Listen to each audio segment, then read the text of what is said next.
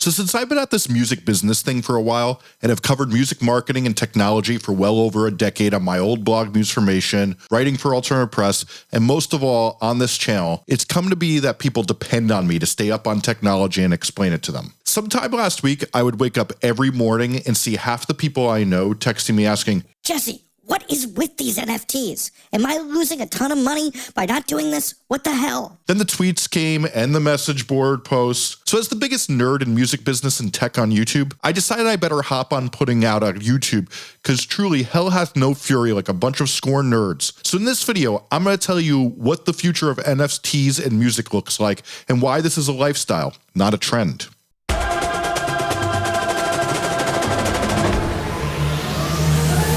Hi, I'm Jesse Cannon, a music marketing nerd who's teaching musicians how to grow their fan base from 0 to 10,000 fans, and this is Musformation. So a lot of you are asking, what the fuck is a NFT? And I'm going to break that down in less than 30 seconds since there's much more fun things to talk about. A NFT is a non-fungible token, and it's part of blockchain technology that allows you to verify ownership of something that is digital. Just as you can buy fake versions of the Mona Lisa, but we know which one is the real one, this allows us with digital files like waves, MP3s, or GIFs to say this one is the original and this person owns it and have it not be stolen, which then creates value. And that right there is why we're now interested in these for musicians, since they need money ASAP if you haven't noticed. So basically this is technology that allows you to sell GIFs, songs, pictures, or other digital assets as a one-off or even a 10-off and have the buyers be able to prove that they are the owner of a rare or limited in quantity digital asset. Okay, so I was skeptical of NFTs until this weekend. Since all of the most annoying people I know who lost their life savings on Bitcoin or GameStop stock were now talking about this, which turned me off. But as someone who prides themselves on being the person who can find good sources and do a ton of research that helps me not do embarrassing takes, I figured it was time to hit the books and talk to some smart people, and now I have my take. And that take is, I regret to inform you that the most annoying person in your feed who talks about Ethereum all day is unfortunately correct. NFTs are going to be the most consequential change in music since streaming music and iTunes before that. I will also say, YouTube algorithms encourage us YouTubers to be hyperbolic to get clicks, and some of my peers really abuse this, but I try to not, and I really do believe what I just said, or I wouldn't say it. I think you will get that as you hear what I'm talking about and what I describe is going to be the future in these NFTs. Let's first talk about why that is. One of the most overquoted phrases about the music business is the Hunter S. Thompson quote, "The music business is a cruel and shallow money trench, a long plastic hallway where thieves and pimps run free, and good men die like dogs." There's also a negative side. And the reason this is relevant to what we're talking about is you have never seen a bunch of people who will try to grab a quick buck like this business. And even before it became far less profitable post the 1990 decline, they would put their names on goddamn slap bracelets, fanny packs, and tons of other cringe just to make a goddamn buck. Seriously, how much merch have you seen that no one should be wearing? Yet they will do anything they can to make sure that they get that out there and profit off of it. And I'll also say this, as someone who manages some successful musicians and bands, I'll give you a peek behind the curtain of this oh so glamorous lifestyle. The musicians you manage will constantly text you wondering about income streams at 3 a.m. at least every other week. And any opportunity to make money, especially if it doesn't require the musician putting in much effort, will be exploited to the fullest extent, as they will ask you about it until you make sure it's happened. Even more so, they will bug you if it means you will do all the work and they will just need to approve a web page, which they'll then take a week to do. No, really, I'm not shaded. To make matters worse, the major labels have those horrible boards of directors. You know, the things with an insatiable thirst for profit that make capitalism gone unchecked the most destructive force in our world? Well, those corporate boards are already calling every single legal department to make sure they find a way in their contracts to be able to sell and exploit NFTs to the full extent so they can keep their quarterly earnings going up so shareholders and investors are as happy as the pigs in shit that they resemble. But one of the other reasons this is so consequential, and you will see musicians dive into this as fast as possible, is it offers income that pays for years to come. So aside from musicians being able to do the initial sale and getting money from it, the real game changer is they can keep a percentage of the NFT sale. So let's say someone buys an asset of an artist's logo for this album cycle at $10,000. The artist can then designate in that sale that they keep 10% of all future sales. This means they get a percentage of the sale every time a sale happens of this NFT. And then with you doing no work at all, If your fan base keeps growing and the demand grows and it sells for $100,000 next time, you, the musician, get $10,000 of that. And let's say someone sells off your logo because you've been putting out trash songs after deciding to explore your experimental side, and it then sells for $50,000, you still get $5,000 for the sale when someone dumps you. I wish I got that for some of my breakups. But I know some of you smart people out there are thinking, well, yes, musicians will supply the NFTs, but where's the demand? By the very laws of demand that govern how our economy exists, there's a demand for this because we have tons of people who have money in this society and passion towards music, along with the clout that surrounds it. And because this business will try any way to make money, they're going to try with all their might to will this into existence. But trust me, that won't be hard. I don't know if you missed this, but there's a whole generation of people who think they are Elon Musk without the hair plugs. Stay woke. Who are going to think they can invest in a musician as they are coming up and buy their logo as a way to gamble on that they understand the music business. This is far more glamorous than competing with a bunch of Reddit incels for GameStop stock tips. And if you don't think tons of people are primed to want to do glamorous stock trading around musicians, you've apparently never levied the hell I have of being on the bathroom line at a music festival and heard some bro say, "Damn, yo, Tim Cook is a fucking gangster." I don't know if you've heard, but we live in a society. And that society is filled with a bunch of people with too much money that they spend on things they think make them look cool. And the opportunity to own a piece of the ultimate cool, a music artist, is clout like there's never been before. But let's be real here. The big money sales are going to come from someone who thinks they're going to be managing a hedge fund soon. But the majority of the sales will be from people today who buy rare vinyl. It will be for bragging rights and display rights.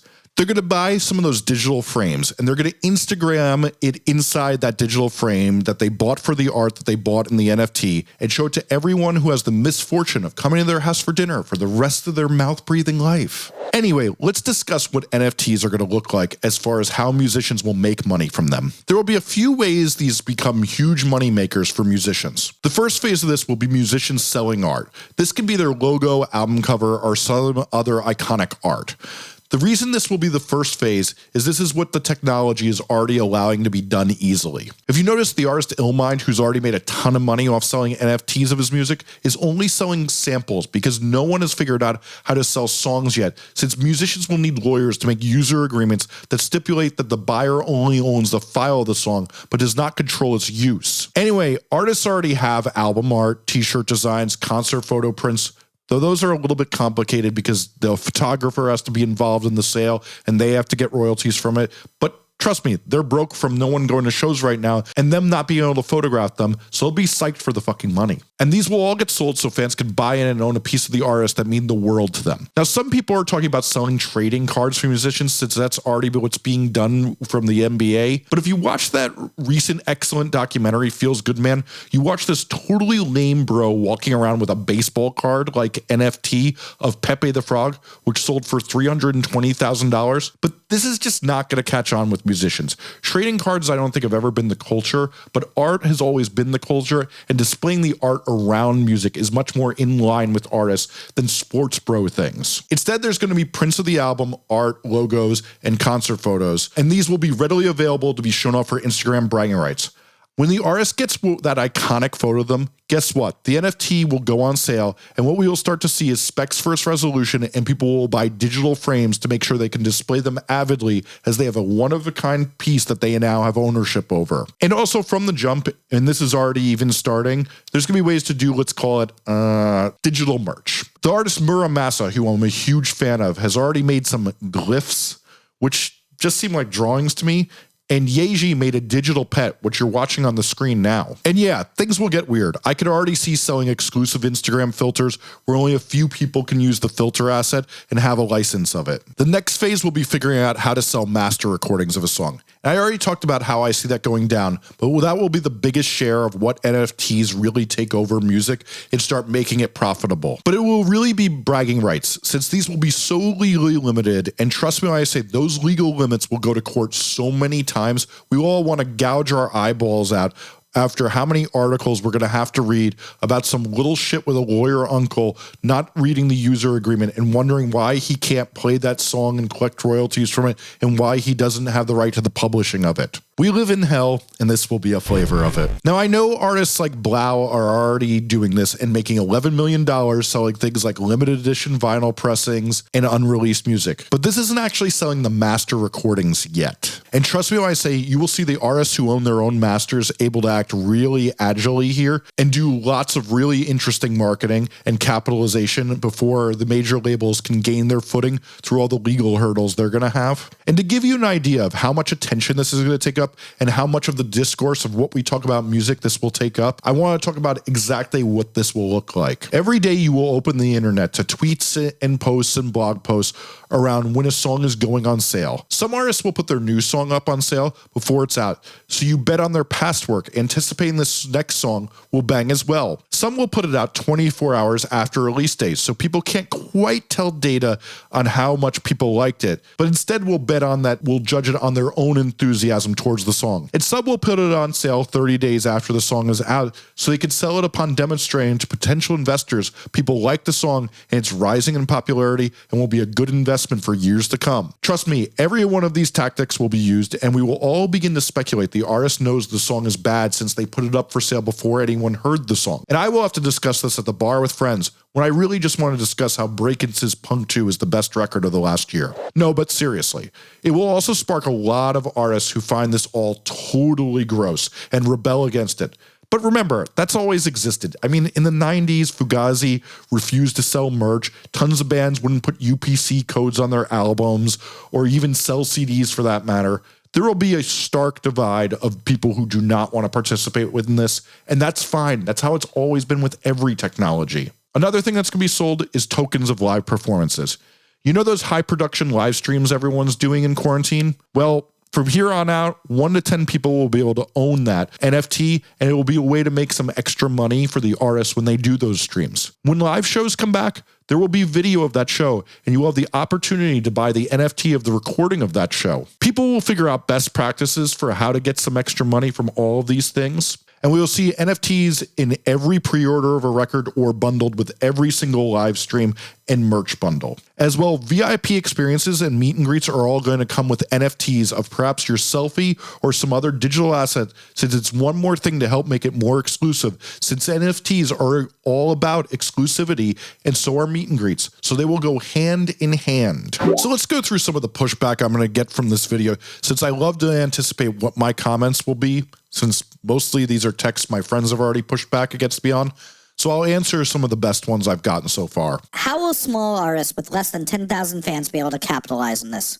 Now, if you watch this channel, you know I actually focus mostly on marketing for DIY musicians with small fan bases. So I've been thinking a lot about how this will affect them. Sadly, there's a trend in music, and for that matter, this country, where those on the bottom get no help for benefits, and if anything, the money all goes to the few at the top, and the bottom gets drained of funding. And I hate to say it, this is probably going to be another place where that happens. I really only see the majority of this money going to groups who have amassed an abundance of enthusiasm, and the groups who don't have a lot of fans just don't have enthusiasm. But let's also remember, it only takes one super fan to make a huge bid and make a big difference in your funding. And a lot of us in the music business have been longing for the day that we have a tip jar where funding can go directly to musicians and not through a middleman. I think one of the coolest things about NFTs is they can be a way that fans can give a musician any amount of money they so choose, and it can really help boost up their funding while the fan gets something back, and this can kind of act like a tip jar. Jesse, the artists can't sell these songs as NFTs. They don't own their masters. Their labels do. Oh boy. Apparently you haven't met the musicians and their managers. They will find any orifice to fuck a record label over, including the piercing of the ear if the opportunity arises. The artists will sell sheet music or a MIDI file, which they will own since they own their song's publishing. Or they will re-record the song and they own the master of that. Musicians have a lot of the power here, but let's not underestimate that a record label will also fuck an artist if they can find a hair follicle of a hole to do so. The record labels will scour their contracts and find ways to sell these as well. But regardless of whether the musicians find a way around selling their songs around the record label or not, if you have the money, you will soon be able to buy your favorite song as an NFT. And let's remember, just as a song is the most powerful marketing tool for a musician, this is the most valuable thing musicians have to sell. So you're damn right that they're going to be selling them. Is this just a trend? Come on, man. What the fuck is a trend? Were CDs a trend? They will basically be non-existent in a few years. So they had a 30-year run. But to most people right now, CDs are totally worthless, and yes, they were a trend. But what will come first is they will bring in a ton of revenue for the artists that sell them, and that's what matters, not their lasting value. How much money will we see musicians make from this? Any smart analyst will tell you tons of fools will rush in, and at some point the market will see a peak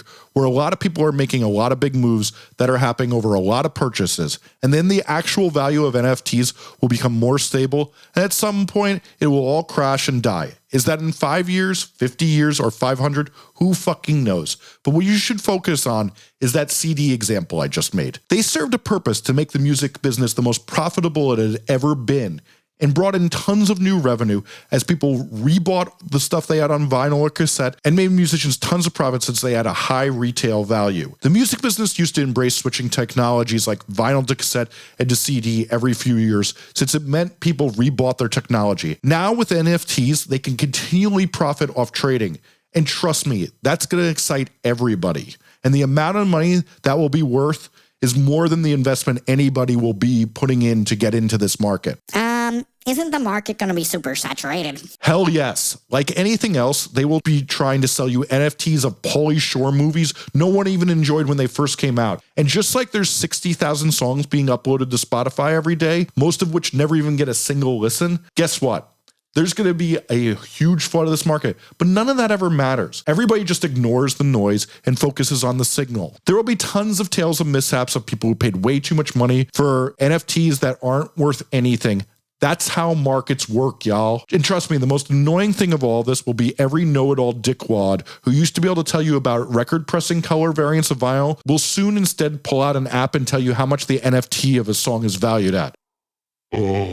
Always remember, even if this world is fun and we have some nice things, hell is other people. And despite those people, I'm excited and my skepticism towards NFTs has lifted. So this is YouTube, where you discuss things in the comments. And let me know any thoughts you may have, as I will do a follow-up video to this and answer your questions in it. I want to learn and discuss this stuff. Show me the cool shit you're seeing and I will do the same, especially if you join my forum on Facebook, which is linked below in the description. Please like and subscribe, since if you're interested in music marketing or smart discussions on music, this is the channel where we're doing it.